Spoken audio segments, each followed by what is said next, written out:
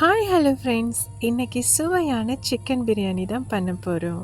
வாங்க எப்படி பண்ணலான்னு பார்க்கலாம். வெங்காயம், தக்காளி, இஞ்சி, பூண்டு. வெங்காயம் தக்காளியை வெட்டிட்டு அடுத்தது இஞ்சி பூண்டை பேஸ்ட் பண்ணி நம்ம வச்சுக்கலாம். இன்றைக்கி 2 கிலோ அரிசியில் பிரியாணி பண்ண போகிறோம். ஸோ 2 கிலோ நான் சிக்கன் எடுத்திருக்கேன். நான் leg piece and boneless chicken ரெண்டுமே கலந்து எடுத்திருக்கேன். ஸோ அதனால் 2 கிலோவில் எடுத்திருக்கேன்.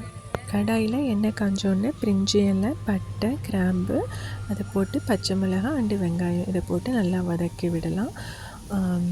பிரியாணியை பொறுத்த வரைக்கும் வெங்காயம் நல்லா ப்ரௌனிஷாக வதங்கணும். எந்த அளவுக்கு நம்ம ப்ரௌனிஷாக வதக்குறோமோ அந்த அளவுக்கு பிரியாணி ரொம்ப டேஸ்ட்டாக இருக்கும். ஸோ இப்போ ஓரளவு வதங்கியிருக்கு, இன்னுமே நல்லா ப்ரௌனிஷாக வதங்கணும். அப்போ தான் நமக்கு வெங்காயம் பிரியாணியில் இருக்கிறதே நமக்கு தெரியக்கூடாது. அந்த அளவுக்கு நல்லா வதங்கி வரணும். இப்போ ஓரளவு நல்லா நல்லாவே வதங்கிடுச்சு. ஸோ இப்போ நம்ம இஞ்சி பூண்டை அதில் சேர்த்துக்கலாம். இஞ்சி பூண்டை தக்காளி போடுறதுக்கு முன்னாடியே தான் நான் இஞ்சி பூண்டு போடுவேன், அதுக்கப்புறம் தான் தக்காளி போடுவேன். ஸோ நல்லா இஞ்சி பூண்டை சேர்த்து நல்லா மிக்ஸ் பண்ணிக்கலாம். தக்காளிக்கு முன்னாடியே போடுறதுக்கு என்ன காரணம்? எது ஸ்பெஷல் காரணம் இருக்கா?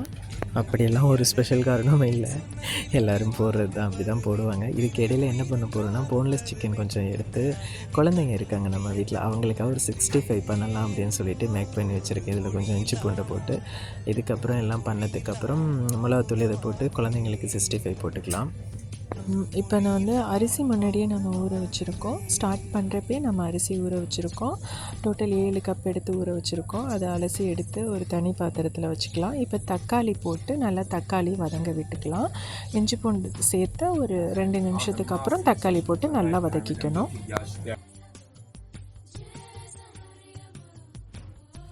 தக்காளி நல்லா வதங்கிடுச்சு. இப்போ கொத்தமல்லி அண்டு புதினா இலை இது ரெண்டையும் போட்டுக்கலாம். புதினா நிறையவே போடுறோம், கொத்தமல்லி கொஞ்சமாக இப்போ போட்டுக்குவோம், ஏன்னா இறக்குனதுக்கு அப்புறம் நம்ம போடணும். ரெண்டையும் போட்டு நல்லா கிண்டி விட்டு ஒரு கொதிக்கட்டும். மசாலா பார்த்துக்கிட்டிங்கன்னா, இங்கே நான் எடுத்திருக்கிறது சாண்ட் மசாலா எடுத்திருக்கேன், அண்டு சில்லி பவுட்ரு எடுத்திருக்கேன், அது இல்லாமல் சக்தி கரம் மசாலா. இது 3 மசாலா தான் நம்ம போட போகிறோம். இது 3 மசாலா பொடியும் நல்லா போட்டு ஒரு கிண்டிக்கலாம். கொஞ்சம் அந்த மசாலாவோட வாடையெல்லாம் போயிடட்டும். ஓகே, அடுத்தது சிக்கன் போட போகிறோம். எனக்கு நல்லா தெரியுது. வாவ், சூப்பராக ரெடி ஆகுது. கரெக்டாக சொன்னீங்க. இப்போ நம்ம சிக்கன் போட்டுக்கலாம். சிக்கனை போட்டு அதையும் நல்லா மசாலாவோட நல்லா வேக விடலாம். சிக்கன் நல்லா வெந்து வர்றப்போ சிக்கன்லேருந்து தண்ணி நிறைய வெளியாகும். அது எவ்வளோ குவான்டிட்டி இருக்குதுங்கிறத பார்த்துட்டு தான் நம்ம ரைஸுக்கு தண்ணி ஊற்ற போகிறோம். ஸோ இப்போ நம்ம 7.5 கப்பு தான் தண்ணி ஊற்ற போகிறோம், ஏன்னா கொஞ்சம் தண்ணி அதில் வந்திருந்தது. ஸோ 7.5 கப்பு தண்ணி ஊற்றி நல்லா ஒரு கொதி வர்ற அளவுக்கு நல்லா கொதிக்க விடுவோம். அதுக்கப்புறம் தான் நம்ம ரைஸ் போட போகிறோம். நல்லா கொதிச்சிட்ருக்கப்பே கொஞ்சம் நெய்யும் விட்டு நல்லா கொதிக்க விடலாம். இப்போது அலசி வச்சுருந்த அரிசியை சிக்கனில் போட்டுக்கலாம்.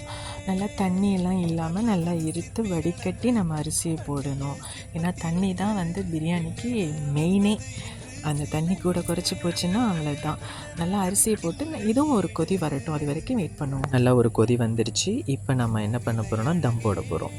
தம் போடுறதுக்கு அலுமினியம் பேப்பரை வச்சு நல்லா ஃபுல்லாக கவர் பண்ணிக்கலாம். காற்று போகாத அளவுக்கு நல்லா ஃபுல்லாக கவர் பண்ணிக்கணும். ஏன்னா தம் போடுறது அதுவும் ரொம்ப முக்கியம்தான். அடுப்பை சிம்மில் வச்சிடணும். ஓகே, நம்ம ஃபுல்லாக தீ இருக்கக்கூடாது. நல்லா சிம்மில் வச்சுட்டு ஃபுல்லாக அலுமினியம் பேப்பரை போட்டு கவர் பண்ணிக்கலாம். இப்போ மேலே வெயிட்டு வைக்க போகிறோம். ஸோ இந்த கவர் வச்சுட்டு மேலே இதை விட கொஞ்சம் பெரிய சட்டியில் நான் வெந்நீர் எடுத்திருக்கேன். நிறையா வெந்நீர் வச்சு அதை தான் நம்ம வெயிட்டுக்கு தம் போடுறதுக்கு வைக்க போகிறோம்.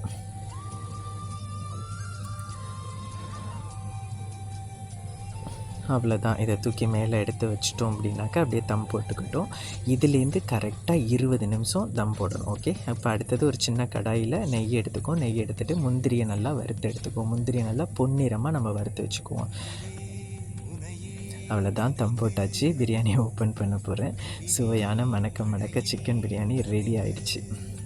வாவ், நீங்கள் ஓப்பன் பண்ணுறப்பே செம்ம வாசமாக இருக்குது. வாவ், பார்க்குறதுக்கே அவ்வளோ அழகாக இருக்குது. வாவ், சூப்பராக வந்திருக்கு பிரியாணி. எஸ், பிரியாணி ரொம்ப அழகாக வந்திருக்கு. இப்போ நம்ம வறுத்து வச்ச முந்திரியை அந்த நெய்யோடு அப்படியே நம்ம சேர்த்துக்கலாம். நல்லா சேர்த்து விட்டு இதோட கொஞ்சம் கொத்தமல்லி இலையை நல்லா பொடியாக நறுக்கி மேலே தூவி ஒரு கிண்டி விட்டுனா முடிஞ்சிச்சு. பிரியாணி சூப்பராக வந்திருக்கு. ரொம்ப தண்ணியாகவும் இல்லை, ரொம்ப இதாகவும் இல்லை, கரெக்டான லெவலில் வந்திருக்கு. இதில் முந்திரி போட்டாச்சு. இப்போது மல்லித்தலையும் போட்டு நல்லா ஒரு கிண்டி விட்டாக்க முடிஞ்சிச்சு. வாவ், செமையாக இருக்குது. இன்னொரு வாரம் அடுத்த வாரம் வேறு ஒரு சமையலில் சந்திப்போம். பாய் பாய். சூப்பர் மனமாக இருக்குது. சுவையான பிரியாணி எங்களுக்காக செஞ்சு காமிச்சதுக்கு ரொம்ப தேங்க்யூ. நெக்ஸ்ட் வீடியோவில் சந்திப்போம். பாய் பாய். See you.